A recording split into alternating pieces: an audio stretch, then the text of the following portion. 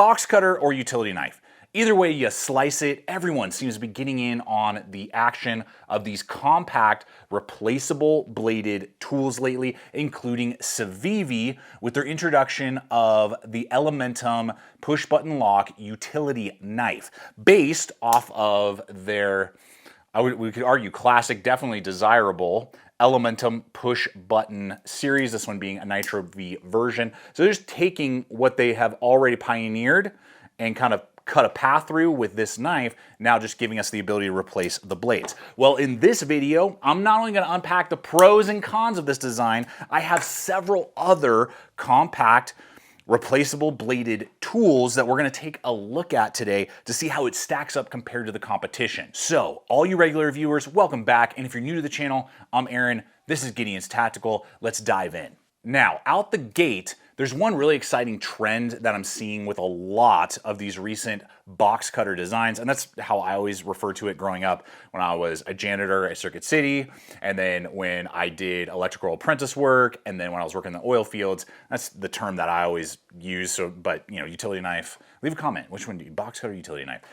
Is that in recent years, we're getting a lot more exposed blade. We're getting a whopping 2 inches, huge. It's not the length of your blade, it's how you use it that really determines its function and performance. And so I like that versus a lot of the more robust utilitarian designs like the Fastback, where you're gonna get about an inch. You're gonna lose a whole inch of capacity on the design and of that cutting edge. You're getting a lot more with the Elementum. So that is huge out of the gate. And I was pleased with that because it gives you a lot more cutting length on the blade to do a draw cut. And that's where I really saw a lot of success and something you may notice in a performance level that is better than just a generic 99-cent off the rack, you know, replaceable bladed utility knife, is that extra blade length does accelerate the cut. Doesn't mean you have to do multiple strokes sometimes, depending on the material that you're going through. So on that front, I really did enjoy the usability and the design characteristic of this particular Civivi model. Now, in just a moment, I'm going to highlight one aspect in the design that the astute utility knife box cutter user already can see is an issue. But before we do that, I do want to invite you, if you're enjoying this type of content, to hit that like button. It does help us go up in the rankings and recommendations here on YouTube. And if you're not yet a subscriber, I do invite you to subscribe, become part of the GT crew here, and get notified every week when I put up new videos just like this, helping you guys make wise decisions on whether or not a piece of gear is worth putting in rotation. And it's truly you, the viewers, in partnership with our regular sponsors that help me to get out here, test gear and equipment just like this, to give you guys that feedback. And I want to give a quick shout out to today's sponsor, which is Zoleo and their satellite communication device. And when we go exploring in the great outdoors, the focus should be on adventure and not worry.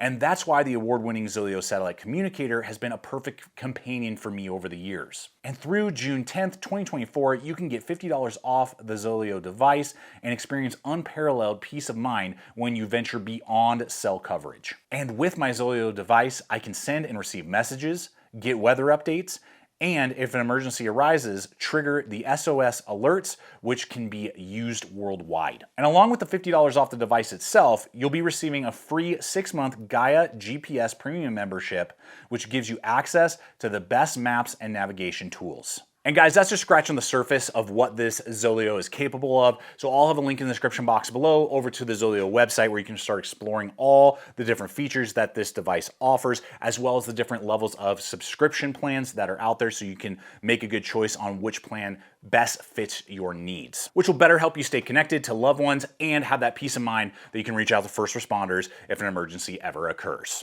So now, having used this for a bit, it is glaringly obvious that whoever designed this tool has never truly used a box cutter before, because the whole purpose of owning something like this is the ease in which you can swap out the blades. When they dull, which they tend to dull pretty quickly, not only because you're going through really aggressive material, but they are thin and cheap metal, you want to be swapping them out and not taking time to resharpen the edges of a blade, right? That's the point. Well, this model comes with a T7 screw to replace and remove and reattach the blade. That literally makes no sense. You now have to carry a T7 bit with you everywhere you go to then back off and then reapply and put back in. Whereas every other model that I'm about to run in here either uses a very simple way to disengage the lock or is tool free. You don't need any tools to swap out the different blades. So this is a huge headache and a major problem. What I've found is that because the tool itself is very fidget friendly, and we'll talk about deployment and lockup here momentarily, along with the competitive options, I have now, because what happens when you open, over time after like 20, the screw backs itself out just enough that you will deploy the blade and the blade will literally fly across the room. It's now happened to me 3 separate times in 3 days. So that is not only just not safe, but then you have to go hunt down your T7 to put it back in and screw it back down. And you can't do Loctite because the whole point of this is to replace the blades all the time. So it makes no sense. And just the cherry on top, while I was filming the testing of this tool, okay, there it went. Look at that. Look at that. That is now the 3rd time. Oh my gosh.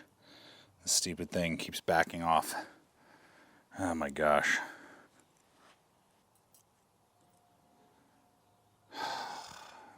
Literally, I don't know, just the vibrations or just the usage made this thing literally fall out of its housing. And then again, you have to go find your T7 or have it on you at all times to then tighten this thing back down. So I'm gonna be honest with you, it's basically a non-starter. It's a non-starter the way that this is designed. There it goes, look. I tightened it down as tight as I could and you can see now it's wanting to, and I bet you, yep, there it goes, boom. The screw backed itself off just enough that now the blade wants to come out. It literally happened on frame with you guys. That's like the 5th time since owning it. And then you gotta seat it back down. Now I have to get my little T7 here and manually torque it down, get my little driver and do all that. So, frustrating, frustrating, frustrating. Leave a comment, what do you guys think? So it's pretty obvious that whoever designed this wasn't thinking or just didn't know that that's actually like the whole point of these things. So with that, before we look at the competitive options, let's talk through a couple other attributes. I'll just hit deployment and some other aspects. The thumb studs and finger flipper are excellent. I have 0 complaints with that. You could easily engage them with gloves on, so that's good. Disengage the button lock with gloves on, so that's really good. The flipper is nice and functional. The lockup on the push button lock is solid. I'm not seeing any sort of like wobbling or play. It's durable, and this is running on bronze washers with caged ball bearings. You can see the caged ball bearings in there, which, I mean, several of the other model that I'm gonna run in here has that, the cage ball bearings. That's not as durable as just washers because they can tend to get gunked up. But again, this is kind of like backup. You don't usually use it, but you just want to have one on hand or whatever. Flow through construction, so if it does get gunked up, very easy to flow through. The aluminum is very nice. I mean, it feels very contoured, very comfortable. It's basically a 3-fingered blade, which a lot of these I'm about to run in are. And then you choke up on this shelf here to give you that full finger grip. My finger is not on the edge, but I would have liked to have just a little bit more, maybe a 1/4 inch longer platform would have been perfect. Right there, not the end of the world. I feel in control, has a little bit of jimping that's not sharp to give me extra traction. And then finally, this is the one other positive with the Civivi, is that this is the only model that is ambidextrous. The pocket clip can be disconnected, obviously just taken off or put for lefties. The rest of these are right hand oriented only. So that is something to note. Now, as we look at these competitive options, and starting with the Milwaukee Fastback, like the father and legend of them all that kind of started the whole idea of these, let's talk pricing. The Elementum I paid $42 for. $42 for a replaceable bladed, Chinese-made knife. Just, I'm not seeing it. I'll be honest, I'm not seeing it. We can get a few liner lock Civivis for like 29 to 30 bucks on Amazon currently. And that actually has like a D2 steel blade. So, and then like this model right here, which does have a bigger handle and Nitro V, this is like 65 bucks. So, I mean, if the screw was changed and, you know, maybe it was 32 bucks, I could be like, it's a little pricey, but I could see it, and, you know, it's fun. But as it stands, it's pretty steep, and definitely the rest of these are under $25 or less. So with the Fastback itself, classic, $10, any hardware store. I think it was $8.99 on Amazon last I checked. You can get that push button lock, beefy handle, nice loop over. big shelf, because if you grip back here, you're basically just, I mean, it is 4-finger, but my pinky's kind of wanting to come off, but you have that huge ricasso that then gives you the full leverage that you want. You won't get the fully exposed blade, but it's literally a push button. You push the button, the blade slides out, put the next one in. Let's see here. There it is. Ba-da! Good to go. Not going to happen on your Civivi. So the downside is it's really big and kind of clunky. So if you are using a utility knife for your job and it's like a work tool, this is the way to go, because you'll get the best ergonomics and ease. And they have several different variants, some that hold handle blades in the handle, some that have like, you know, a screwdriver attached, all that, and those are all options. Now, the one that's closest to the Civivi, I feel, is the OKnife, previously reviewed, O-Tackle UI. Similar in that it gives you that full blade, carbon fiber handle, loop over deep ride pocket clip, flow through construction on ball bearings, but it has a crossbar lock that is just so fun. And I kind of prefer crossbars over button locks anyway. 3 fingers, right there. Got a little ricasso. I would say the Civivi's ricasso is probably a little bit better. Just a little bit more ergonomic, but still functional. I can choke up and get all 4 fingers and use the tool. Again, just a bigger ricasso would probably be better. The best part is, it was $22 currently. Links below for, again, all these models that we're talking about that you can check out. But the screw to release the blade is just a manual screw. You can literally just grab it, back it off, take out the blade, tighten it down, do it again. I tend to actually like tighten it down by rubbing it on like a piece of wood just to really cinch it down, because it over time, because it's fidgety, will back off itself too, and you'll see it kind of start to loosen, but you can visually see it because of the icon. And then again, you just use your thumb and just kind of tighten it if you're sitting there for an hour playing with it, you know, in a meeting with the foreman. And you're like, you know, that it'll slowly start to back itself off, but then you just tighten it down with your fingers. So that if you're between the two, I would say the OKnife currently is definitely the way to go, unless Civivi updates this screw somehow. Let's see here. Then we have the Workpro, $10 for one of these, 15 for 2. Push button lock, deep ride loop over.